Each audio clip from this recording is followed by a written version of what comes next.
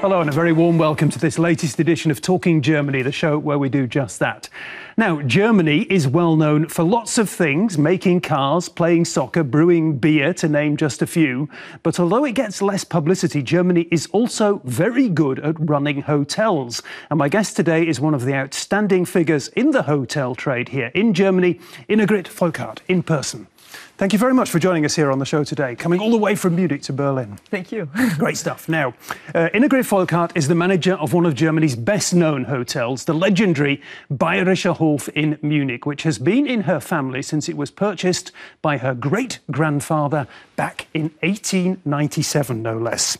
Now, Innegrit Volkhardt, I haven't told the full story yet, because you don't just run the Bayerischer Hof in Munich. There's more to it than that. There's a little more. We have another hotel in Austria, in Kitzbühel, which is really very close to Munich. Mm-hmm. It's Hotel Zotenne, and we have a wine wholesale and individual sale, mm-hmm. Which is near to the hotel. It's maybe 10 kilometers from the hotel. Okie dokie. Yeah.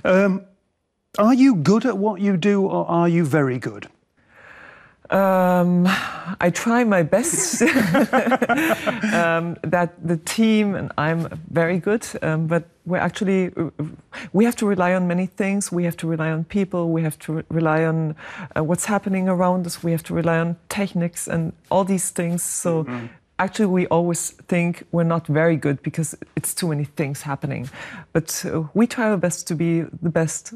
Okay, the reason I'm asking you is because of your family tradition, because sort of intellectually, academically, people always talk about where people get it from, nature or nurture. Okay. Mm-hmm. Is it in your blood? Is it part of the tradition? Or is it something, all the skills and all the capacities you have, are they things you have learnt? What would you say about yourself? I think in the blood is actually the capability of being somebody doing hotel business, of being a Kaufmann. Being a hotel professional. There's no real word for that. And that's really in the blood. And I think the rest is really in your own possibility to really be a person really hardworking and really doing the thing and being very into what you're doing. Yeah, and you're a very friendly person. This much is clear already. You're not a fierce person, but you have a fierce reputation for being an extremely hard worker. How hard do you work? I think I'm a hard worker because I think my life is my profession. Mm. It's really one life I personally feel to have, and it's not that you have a private day and you have a professional day. And so that's why it maybe seems for outside people that I'm a very hard worker, because I'm working lots, yeah.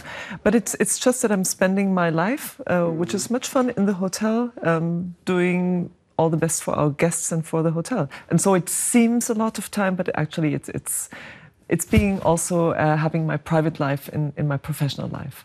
You tell me that very convincingly. You've got a real gleam in your eye as you tell the story about the fun at work. Let's go back to the very beginning. Your great-grandfather, mm-hmm. Who originally purchased the hotel. What do you know about him personally? What kind of guy was he? Actually, I have something from him. He was actually, we come from a family that did books, and my great-grandfather, he broke out of the family because he didn't want to have anything to do with books. When you say you did books, it was a publishing family. It was a publishing family, yeah. Uh-huh. And he really had he loved to eat sweets, and so he went to Munich to buy a little confiserie, mm-hmm. and I do have that from my great-grandfather. I love sweets, so he actually started having a little confiserie, doing cakes, and he grew and grew and grew, and out of that he bought the hotel. And that's really the only thing I know about him that really combines me to him or brings me to him. That's interesting. He bought the hotel in 1897. It's quite a long time ago. It's the century before last, Yes. What kind of city was Munich back then? Because Munich is going to be one of our themes today. Yeah, there's a really wonderful film I saw shortly on a Bayerischer Fernsehen on Munich, and it was a film on that time, and it was actually, I had the feeling it was a very modern city at that time. Lots of inventions actually came from that time through Munich. My English is not that good to really go into details, but for example, the Kanalisation So the canalization? Yeah, it actually was really born in Munich. The electric light... The whole idea, you mean? Yeah, it was born in Munich. And lots of things actually came through Munich. Yeah. Lots of industry really comes from Munich. Automotive industry comes from Munich. I mean, there's a big discussion, where does it actually come from? And at that time, Munich was really, and that also was really shown in that movie, really... Dynamic. Dynamic, very dynamic. That's interesting. Very dynamic. It's very dynamic today as well. Yeah. That's true. It's very small, but everything that really happens is in itself is very dynamic and really very modern thinking. But still has lots of tradition in the heart, which I think is very important. Innovation and tradition, that's how the Bavarians like to sell themselves. Yeah, you've had your first impressions there from Innegrit Volkhardt. Let's now take a closer look at her hotel, the Bayerischer Hof, at its standing and its history. It's a Munich institution, like the Oktoberfest and the Hofbräuhaus. The Hotel Bayerischer Hof. Herzlich willkommen. It's a great pleasure to be back in this beautiful hotel. Every year, global delegates of the Munich Security Conference meet here in the hotel ballroom. The five-star luxury hotel's guests include international celebrities. The guest book is like a who's who of the rich and famous. Pop great Michael Jackson came here, as did the Beatles in the 1960s. The Bayerischer Hof has a higher annual turnover than any other German hotel. As well as the panorama suite with its wonderful view of Munich, it has 344 deluxe rooms and suites.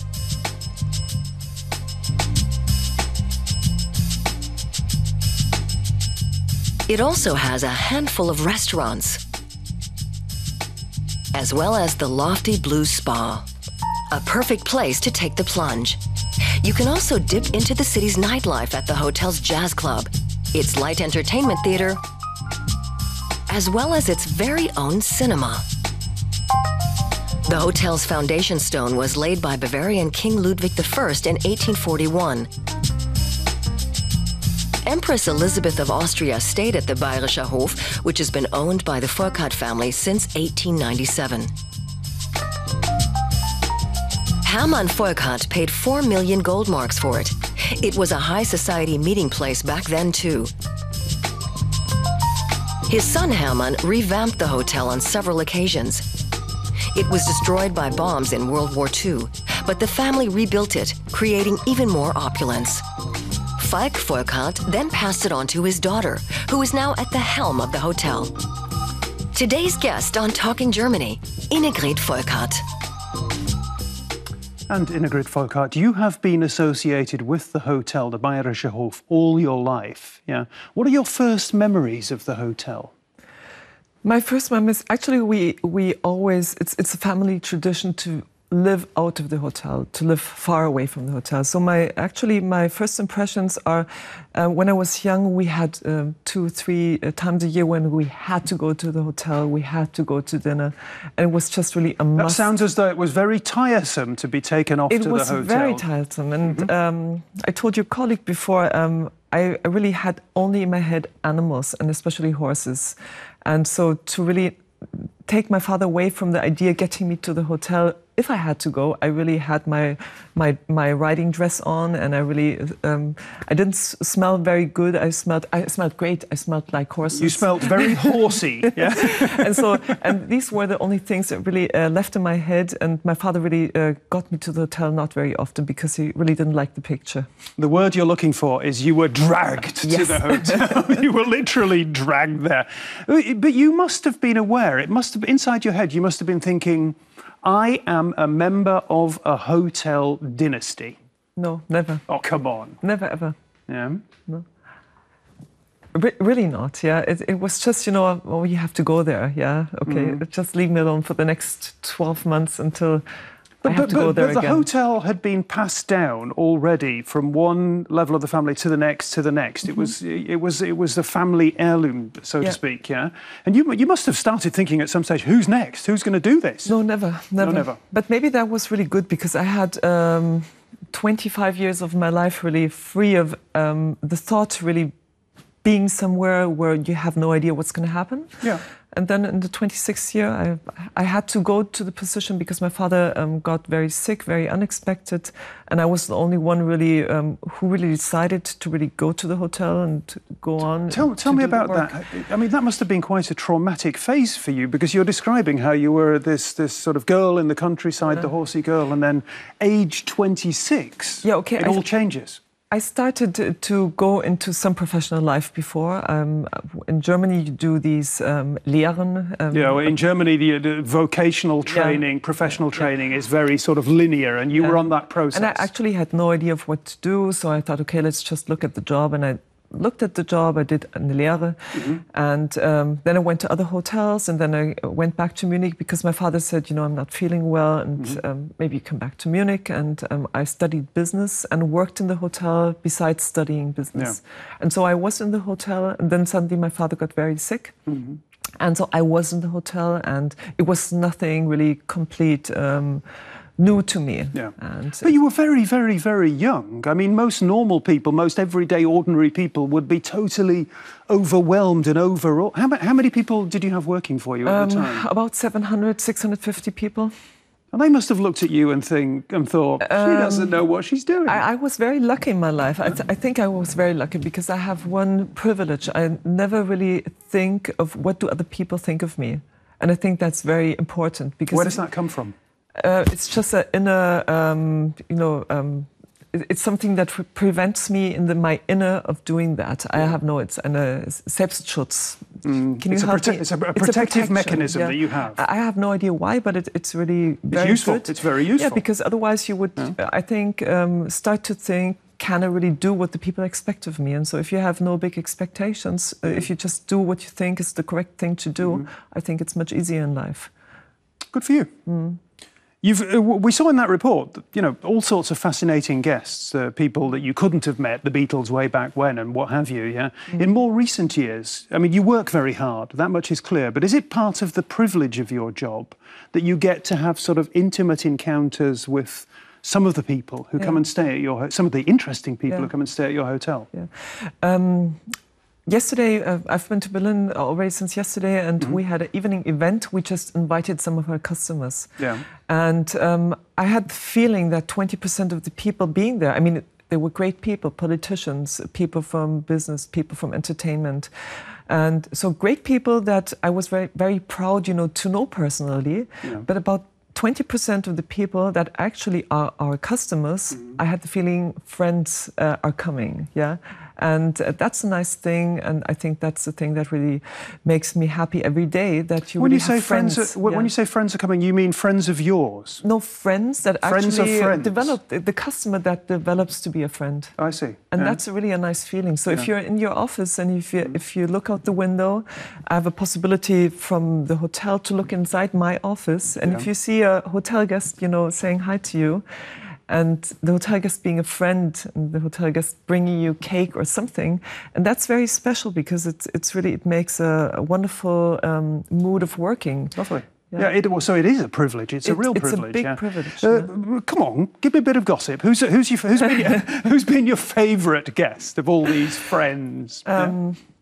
It's wonderful to really have a very broad path of having people from sports, from entertainment, from politics, being your guest from church. And I couldn't really say who are the greatest people.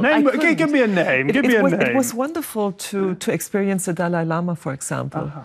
And it was wonderful to experience Michael Jackson, because it was wonderful to see how these people gather crowds of people to the hotel to see them. Yeah. And it was wonderful to see how these people talk to their fans. And for example, the Dalai Lama, they had hundreds of fans, And the Dalai Lama went to every single person and shook the hand and had time for the person.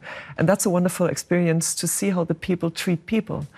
And these are the things where you really learn for your life out of the way other people, positive as negative, treat third people.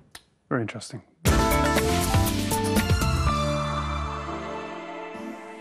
We were just talking about shopping because of hearing about shopping in that report, and Innegrit was saying she hates shopping. Yeah. This question: your website is in 4 languages, which are German, Yeah. English, Russian, and Arabic. Arabic. Yes. How important are your Arabic visitors to the hotel? Or in Russia. Sorry, Russia. Russian, Arabic, Russian, English, German. Yeah. The 4 languages I think I saw. Yeah. Okay. So how important are your Arabic visitors to the Very hotel? important. Very important. Very important. I mean, the Arabic guests really, all the Middle East, they love to come to Munich. They love to come to Paris, to London, but especially to Munich. Well, I mean, they go shopping in Munich. This much we learned from the report. What else do they see in Munich? Actually, they go to Munich not to shop. They also shop because Munich really has all the big brands. In Munich, everything's very close to each other, and you really can walk right around the corner from your hotel streets. as well. I mean, I know where your hotel is. That's yeah, true, I know yeah. it very well. Yeah. But they actually come for medical treatment because Munich really has great medical treatment. So they come for medical treatment, and most of the Middle East guests, they really travel with their families. So it's wonderful if one person goes to have the medical treatment and the others can really do shopping. Yeah. And especially, I think one main reason also to come to Munich is that Munich is a very safe city. So they can really have their jewelry, walk through the streets. Yeah. And the Munich people, they don't look at them. I think there are countries and cities also in Germany where the people really from the Middle East, when they come with their Bulma, they have the impression that the people look after them. And Munich, everything's It's very a very interesting normal. thing about. I mean, I'm in Munich Yeah. very often, and there's a very strong sense of tradition and identity in Munich, and it gives me the sense that people, because they know who they are themselves, they can live and let live. That's true, yeah. Yeah. And they really, as you said, they really let the people live the way and look the way they really want to look. Yeah. What about this trend of sort of moving down from the super rich, the cliched idea of the super rich Arab to sort of middle class Arab travellers? Is that something you're seeing? I really didn't understand the question 100%. So the trend in the report, we talked about middle class Arabic travellers these days are being much more the focus. Are you catering for that kind of people? It's actually the middle class also is coming, but it's really our hotel really has the families from the Königspalast, from the palaces. The princely, the princes, and the prince lady, people from that level. Yeah. And really they love Munich, and they come there since many years, and they're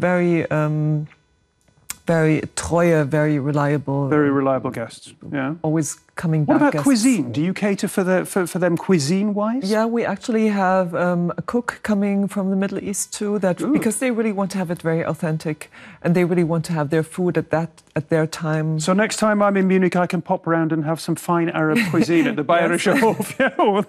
Very promising.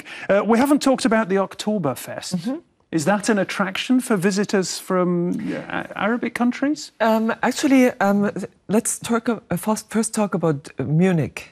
It's an attraction for every person living in Munich, because Munich, as you said before, it really has a lot of tradition, but it's also very modern and very young, and it's wonderful to see really also the young people wearing lederhosen and dirndl, and everybody is really in the mood of really having fun and really living and having tradition. And so it's lots of Munich people, it's lots of Munich companies really inviting guests from all the world that then really dress for Oktoberfest. They buy lederhosen just for this one event.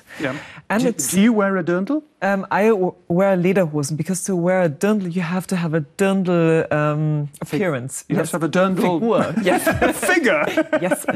So I have a very nice lederhosen. Okay. A long one. Yeah. But anyway, and also the nice thing about the Middle East guests, because that actually was your question. Normally they only came in summertime. But in the meantime, they come throughout the whole year, and they also go to Oktoberfest. It's not loads of Middle East people going to Oktoberfest, and it's not really that I ever saw somebody in dirndl. But they like to go there. They like to look at the people. Yeah, it's a very interesting event. Your hotel is not cheap. You have very well-off, well-heeled people staying at your hotel. When the Oktoberfest is on, do those people really let their hair down and dance on the tables? Do you let them dance on the tables at the Bayerischer Hof? That's the wonderful thing, I think, of Munich and of the Oktoberfest.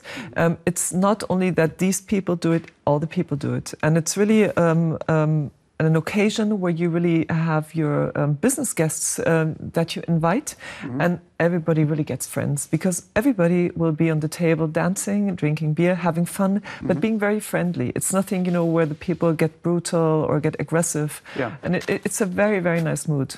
So everybody has to go there to see Oktoberfest minimum once. That's a good recommendation. Talking of recommendations, you mentioned it earlier, that it's a bit of a family tradition that you don't live at the hotel, you don't live near the hotel. And your grandfather, as I understood it, he must have taken you aside one day a long time ago and said, you must live further than 10 kilometres away from the hotel. Yeah? Why? I think he did that because it's important. In a hotel, you have 365 days, 24 hours, always something happening. And actually, always a guest or somebody of the staff really trying to get you and talk to you. Yeah. So I think that's just the reason why he said you have to have some distance, you have to have some fresh air, you have to have some other sight than only going in the elevator to your room, up and down. Wise words, wise words. Yeah, very good. OK.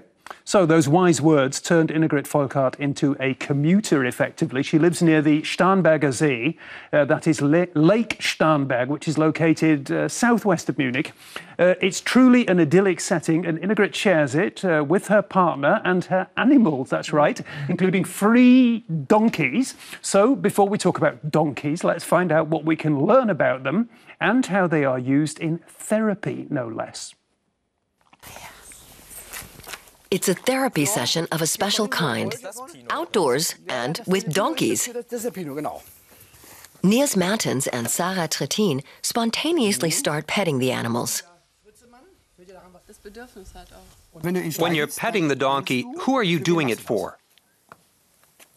For me. Now that's interesting. For you. Could it also be for the donkey? The animal gets people talking. It seems as if we're talking about the animal rather than ourselves, but we're also talking about ourselves. Like with the petting.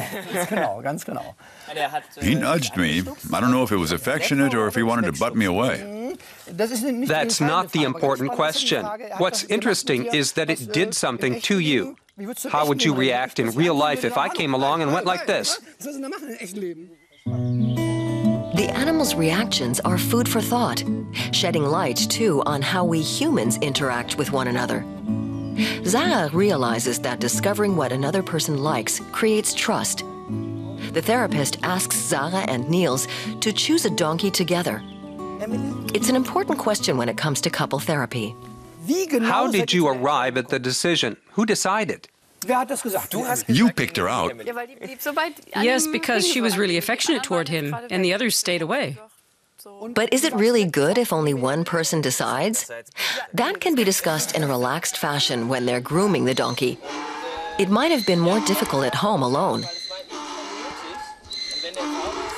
Time now for Niels and Sarah to learn how to constructively deal with resistance and stubbornness. What is a donkey thinking when it refuses to cooperate? You want me to leave the grass, but I'm hungry. That's your problem, not mine. I want to stand here and eat. But is there something that donkeys could learn from humans? Humans often act against the laws of nature, against their own interests. A donkey would never do that, so it can't learn that much from us. Niels and Sarah learn from the donkey that they can overcome its stubbornness by acting decisively. How to show real feelings and spontaneous interest is something that everyone could learn from animals.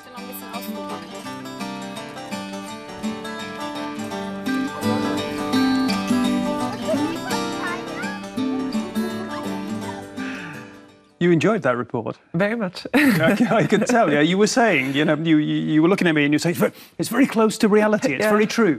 Yeah. I like the picture, you know, when the donkey had the head here. And that's very true. It's what makes donkeys then so special? I mean, I've got this thing with donkeys. When I see them in a field, I always think, I really do think lovely animals, but I've never got to know donkeys. Yeah, they're really wonderful animals. Many things that make them special. One thing is really they only do the things they really understand why they should do them, and if they want to do them, they do them. And if not, they do not. Do you identify with that? No, because I have to do things I don't want to do sometimes. But, so you admire but I think that, it's very clever. Yeah. And I think it's, for me personally, it's very attracting to have an animal that's very, very in itself. It's very calm and very quiet. And sometimes you think it's sleeping, but actually it's just, being donkeying, being himself. Yeah. And it's a wonderful feeling. They're very, very, very reliable animals. Emotionally reliable. When you've finished your commute from Munich to the Starnberger See, and you arrive home, and you go out to your donkeys, can they read your mood? To be very honest, when I come home, I always look in the stable, and actually they're always sleeping. You just said they're so very reliable, yeah, they're reliably sleeping. But next morning, they're awake when I come, and they actually have their own mood. Yeah. Because they're always very tired in the morning and they need some minutes. One is always very, like human beings. One is always very awake. One is always very tired. I have 3 of them, always very angry, and at the others. Angry, grumpy. Grumpy. Grumpy donkey. She needs an hour to be nice, I see, So they have very much character. Yeah. Animals are clearly very important for you. And I read that you had a very special relationship with a horse. And the horse passed away. The horse died. Unfortunately, yeah. Tell me about the relationship. I had it 24 years, and that's a long time. That's a long time. And especially if you grow up as a child, really going to school, being with your horse, going to bed, going to school, being with your horse, go to bed. So he was always really one major part in my life. And when he died, actually, I thought I have to really have something that makes me feel well again, but not really I'm missing the English word Verrat. To betray. To betray my horse, my dead horse, and having another horse. Yeah. So this was the decision actually for the donkeys. I see. That's nice. You have clearly a very full and very happy household, yeah? I don't want to pry, but I am interested in one thing, because you've been quoted as saying, the wish to have your own children will never be fulfilled because of the demands of the hotel, yeah? It's a big sacrifice. It's true, but I grew up with Brigitte. She was the nanny, and she was always, if you have a picture, you see me and Brigitte. And I think being a generation growing up not with your parents, and actually knowing that actually the profession you do really takes you to be there during Christmas, during demands New everything. Year's. Everything. Demands everything. Yeah. It's a very difficult job to really be a good mother and to also have a family. And I think if you can really separate the 2 things, if you can really say, okay, it's just important to have children, to have somebody you can give to the hotel, and all the rest is not important. In this job, you have to get children. And I know loads of great working women having children, being very successful in their job, doing both, being capable of doing both. And I know myself, and I wouldn't have been capable of doing both. So I just decided to do the hotel, because I really felt in the Verantwortung, in the... You had that sense of responsibility, so it really was this dynastic thing, this family tradition. It was the responsibility to go on, because otherwise there wouldn't have been anybody if I would have decided for the family. It landed in your lap. It's interesting that you mentioned Brigitte. What happened to Brigitte? Brigitte, that's the thing when you have... I'm missing the German word, the English word for Kindermädchen. Yeah, what are they called? Home care mother. Home care I mean, mean, and that's the thing. If you have home care mothers, it's the first time in your life when they leave you that you really feel left alone. Yeah. She had her own family one day. Oh yeah. Yeah. That was the first feeling of losing somebody. But that's just the way. That's the way it is. Yeah. Let's go back to Munich. We've painted a very positive picture of Munich, but one of the prejudices that people have about Munich is that it is a city that is dominated by an in crowd who are very well off, who are really into fashion, who are a little bit vain, and all that kind of stuff. Yeah, is that true? Munich is a very rich city because it has lots of economy. It has lots of people that really own their companies. Mittelständler, you say in Germany. So it's lots of people. It's a word we've adopted in English, the Mittelstand. The So prosperous German medium-sized companies. Yeah, and it's lots of people that work hard and they do a very good job and they really earn money. But it's a city where the people come together and they share their money with other people. They do many things to really get others that are not in this privileged position in this position.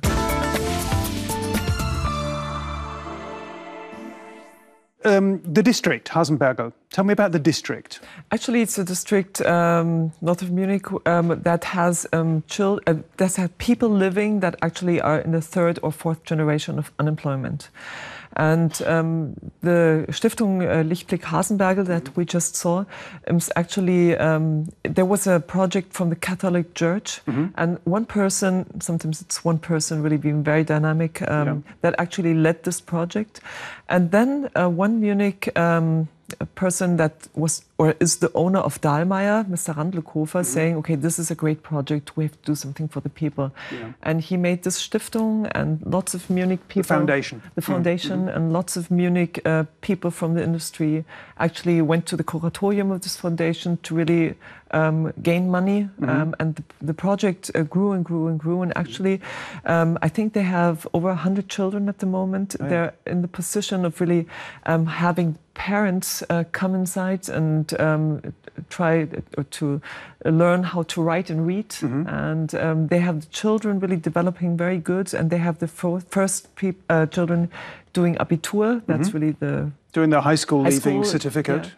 And which I think is wonderful because when they started, it was really that the children that came to the place, they couldn't read, they couldn't write. Little children that were 3-4 years that couldn't speak because they just have parents not speaking to them enough. And they had no money to go to school, to buy shoes, to buy pencils and pens. And so they really got everything. They have a place where they cook with each other, so they have food, and they have a place where they can just go when they have problems at home. And it's a wonderful positioning for these not very many people, luckily, in Munich, that are really unprivileged. It's interesting listening to you talking about this because in the first half of the programme we were talking to you as a person who's very much associated with luxury.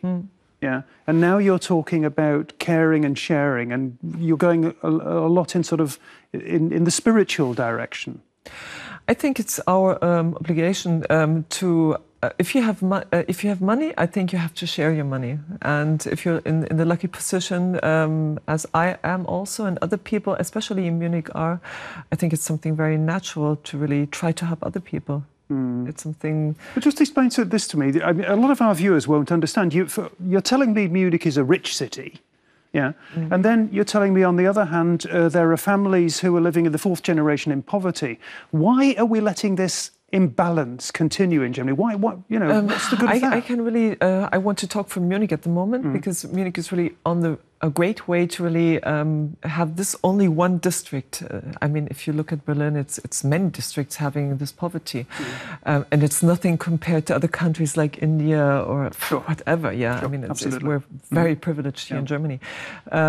But I think, that's just the situation in all the world. There are people that are privileged and are going on the right track, and there are people not being on the right track and having nobody getting them on the right track. And so, for example, this project really helps people, and it gives them the opportunity to learn how to read and write and get a job, and it gives them the opportunity to have a better living. And I think it's a great project which I really hope will be transferred to other cities in Germany. Great to hear you talking about it. Let's go back to your hotel just before we close up here. It's a family hotel. It's in the fourth generation now. That is you. Is there going to be a fifth generation? As we talked before, I have no children, unfortunately, but I have a sister. She has two girls, and maybe one of them will want to do the hotel. I very much hope so, but if not, maybe because I'm trying my best to really, in Germany you have lots of possibilities to really keep a business, a family business, to have structures that really give the possibility to do that. Yeah. And so if not, maybe then in the next generation, maybe they will have kids, and then maybe in the next generation. But I think it will be the major striving really for having a family hotel-run business in many, many generations still. OK, we don't have time for our traditional Talking Germany quiz at the end of the show, but I'd like to ask you one question. The fact that you are who you are, is it a calling or a happy accident? I think it's a calling. Great stuff. Yeah, that's your lot with the dynamic, frank and challenging Innegrit Volkhardt. There's more Talking Germany, including my blog and our archive on our website. You might also want to watch the German version of the show with Hayo Schumacher. But for today, if you've enjoyed the show as much as I have, come back next week. Until then, bye-bye and tschüss.